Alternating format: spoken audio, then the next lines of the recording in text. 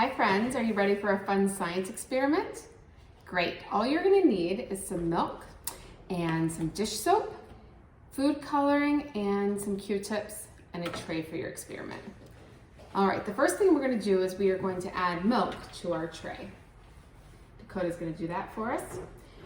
Now you can use whole milk or low-fat milk or 2% milk, it doesn't matter.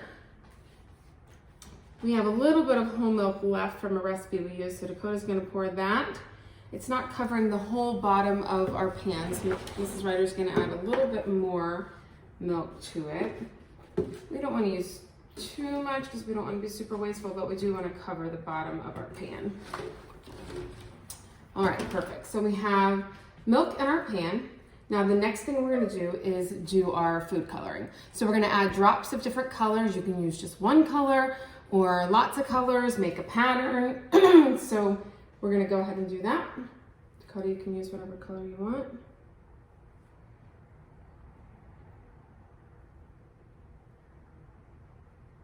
Now when we place the drops of food coloring in our milk, the fat from the milk holds the colors all in place.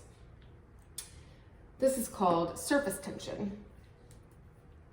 I'm going to add a little blue.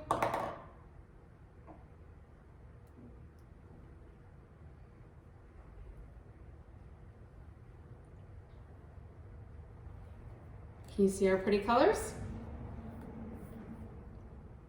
Great. So the next step, this is where the magic happens. This experiment, we call it magic milk, and this is the reason why. We're going to put a little soap on the end of our Q-tip, and then we're going to gently touch the colors, and we'll see what happens. All right, are you ready? Let's do it.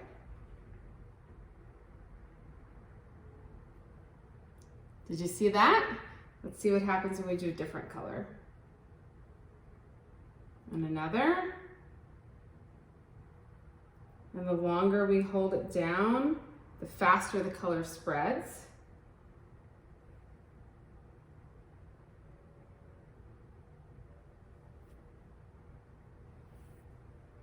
Can you see that? What do you think is happening right now?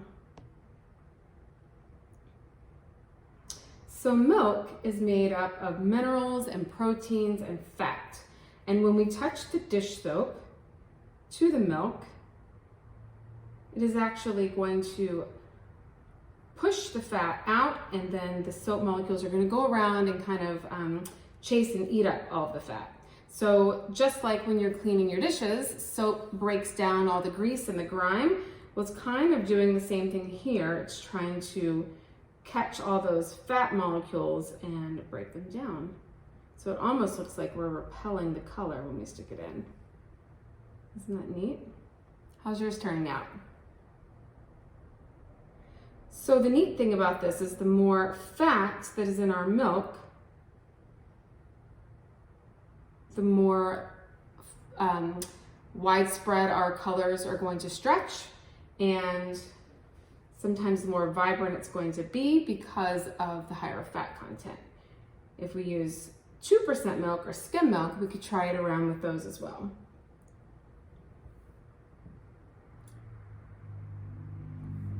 If you keep pushing your Q-tip in without even adding any more soap, and there's still movement happening, then that means there are still fat cells that the dish soap is trying to attack. And what's happening to all of our colors? They're all blending together, right? So we kind of have a little bit of a rainbow on our tray, but there's also some colors mixing. Because if you look, we now can see some purple in here, but did we add purple with our food coloring? No. Do you know what two colors are going to make purple? Red and blue, you've got it. And we can also see a little bit of orange in here. Do you know what two colors make up orange? Red and yellow.